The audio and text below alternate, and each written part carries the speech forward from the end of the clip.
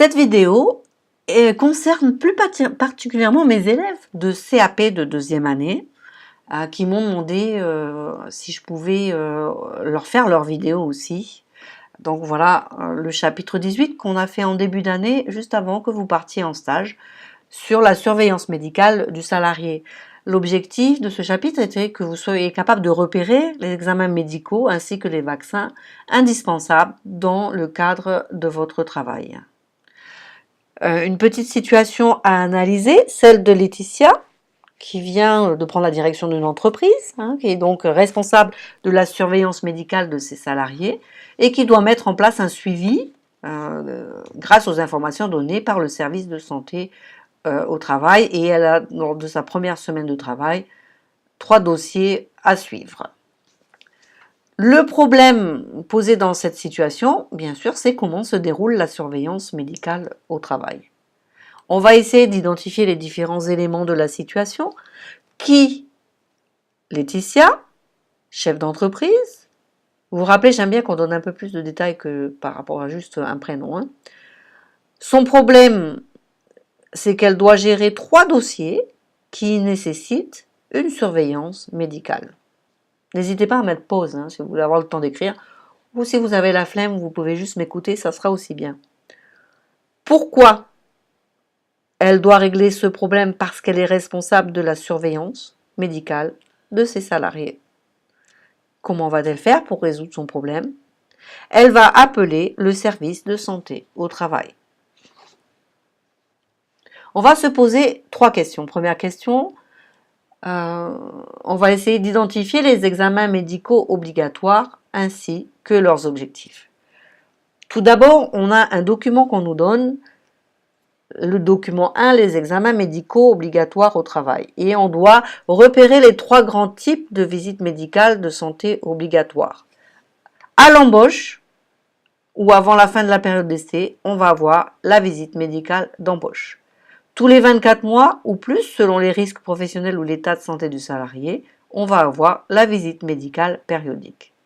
Et enfin, on va voir la visite médicale de reprise, quand on a eu un accident de travail avec arrêt de plus de 8 jours, quand on a été absent pendant longtemps, plus de 21 jours, ou si on a des absences répétées parce qu'on a un problème médical, on ne peut pas reprendre directement le travail, il faut passer par la médecine du travail, en Nouvelle-Calédonie, le SMIT qui se trouve au Normandie. On va voir si vous avez compris. On essaye un petit exercice. Si je vous dis, Hélène a de très nombreuses absences répétées depuis 2 ans, on vient de l'expliquer, c'est la visite médicale de reprise. Anthony vient juste de signer un CDD, contrat à durée déterminée. Donc s'il vient de signer un contrat, c'est l'embauche, c'est la visite médicale d'embauche.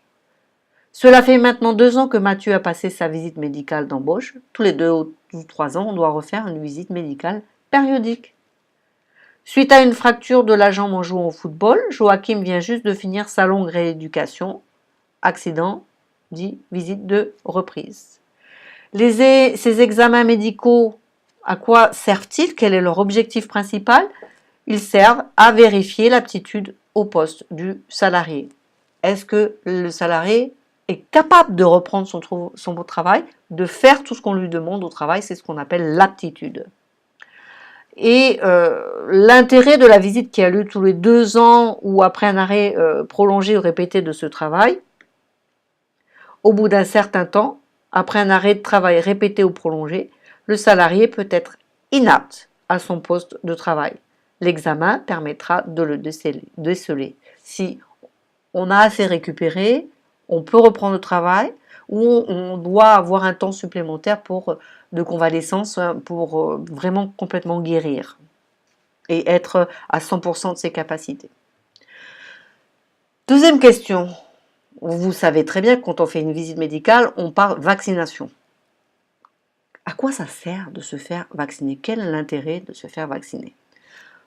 Premier petit document que j'ai retrouvé, c'est une affiche de l'INPES, de l'Institut national pour l'éducation à la santé, et on vous explique le principe de la vaccination. Regardons cela ensemble. Quand on vous fait un vaccin, donc attention, on fait la différence entre piqûre et vaccin, piqûre, injection pour soigner, vaccin pour ne pas être malade. Hein. Donc, le vaccin qu'on va nous mettre va introduire dans le corps un microbe atténué ou tué. On dit que c'est une forme inactive.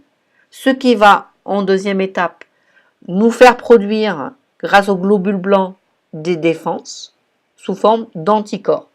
Et enfin, en troisième, une fois qu'on a notre réserve de missiles, hein, d'armes qui sont à disposition, l'ennemi peut arriver, un vrai microbe actif qui va nous rentrer dans le corps, il sera retenu tout de suite par les défenses qui l'éliminent et la maladie ne se développe pas. Je mettrai en lien le petit clip de Ainsi va la vie qui explique la vaccination qu'on a vue. Hein. Vous pouvez le re-regarder si vous voulez.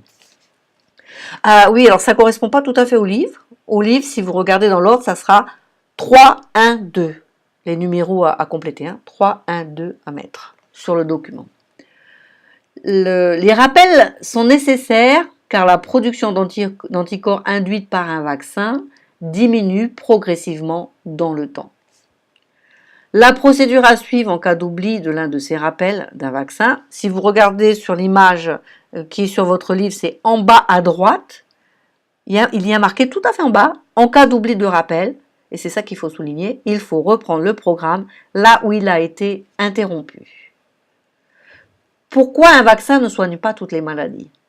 Un vaccin est spécifique d'une maladie, mais pas de toutes les maladies, d'une seule. De plus, il existe de nombreuses maladies pour lesquelles il n'y a pas de vaccin. Si je vous donne un exemple, vous êtes capable de me dire le sida.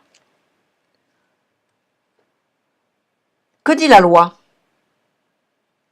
Pourquoi est-ce que un employeur peut obliger ses salariés à se faire vacciner? Oui, l'employeur peut estimer, avec l'aide du médecin du travail, que les salariés sont exposés à certaines maladies et qu'un vaccin pourrait empêcher la contamination ainsi que la propagation de celle-ci. Surtout par rapport à la contagion et puis pour éviter de se retrouver avec tout le personnel malade. C'est bon pour la deuxième question? Passons à la troisième. Est-ce que il y a des vaccins obligatoires? Sont-ils tous obligatoires ou il y en a qui ne sont pas obligatoires? Donc, par rapport à votre secteur professionnel, on va essayer de faire le point. Les vaccins obligatoires les plus fréquents, j'ai mis les photos sur le diaporama, ce sont celui du DTP, diphtérie, tétanos, polio, des maladies très graves. On peut en mourir si on n'est pas vacciné. Et bien sûr, le BCG qui nous protège de la tuberculose. Alors, dans votre secteur professionnel de commerce et vente, moi je dirais que le DTP est important, surtout pour le tétanos, hein, qui est présent dans la poussière, dans tout ce qui est un petit peu rouillé, et le BCG, bien sûr, contre la tuberculose. Mais pour vous, ça sera surtout le tétanos. Et en vaccin recommandé, je dirais l'hépatite B et la grippe. Quels sont les conseils qu'on peut proposer à Laetitia? Donc, dans le cas du dossier d'Amandine, pour pouvoir déclarer son aptitude au travail, après un arrêt de travail de 2 mois pour la reprise du travail, elle doit passer la visite médicale de reprise. Pour le dossier de Kevin, pour pouvoir déclarer son aptitude au travail, il a ses vaccins qui ne sont pas à jour, eh bien, il va devoir aller se faire un rappel de son vaccin DTP. Et pour pour Mélanie, pour pouvoir déclarer son aptitude au travail, comme elle vient de l'embaucher, ça sera la visite médicale d'embauche. L'essentiel à retenir. Quels sont le but des examens médicaux au travail?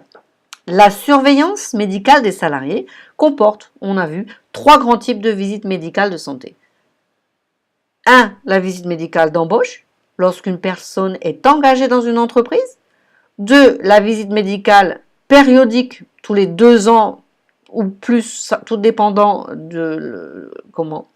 de la dangerosité du travail. Et les visites médicales en 3 de reprise après un arrêt de travail. Si le salarié est déclaré apte, le médecin du travail lui délivre ainsi qu'à son employeur un certificat d'aptitude au travail. Dans le cas contraire, le salarié ne reprend pas le travail. Il y aura une modification du poste de travail ou une mutation du salarié à un autre poste pour lequel il sera déclaré apte. Deuxième question, qu'est-ce que la vaccination et quel est son intérêt? La vaccination, dont on vérifie s'il est à jour lors de la visite médicale, il faut venir avec son carnet de vaccination, a pour principe d'introduire dans le corps un microbe inactif, afin que le corps fabrique des anticorps ou défense du corps pour le détruire. Si plus tard le corps entre en contact avec le microbe actif, les anticorps sont déjà présents pour le détruire ou l'inactiver. Cependant, des rappels sont nécessaires afin de permettre une production d'anticorps suffisamment importante, car leur nombre diminue avec le temps. Quelles sont les vaccinations obligatoires et les vaccinations recommandées? Selon le secteur professionnel, certains vaccins sont obligatoires, à faire obligatoirement pour être déclarés aptes au travail, et d'autres sont recommandés. Si le rappel d'un vaccin a été oublié, il suffit de reprendre le programme là où il a été interrompu. Et je disais que c'est très important, vérifiez vos carnets de santé pour voir si votre rappel contre le tétanos est à jour. Merci de votre écoute, j'espère que ça vous a plu et on se voit très bientôt pour le chapitre 19.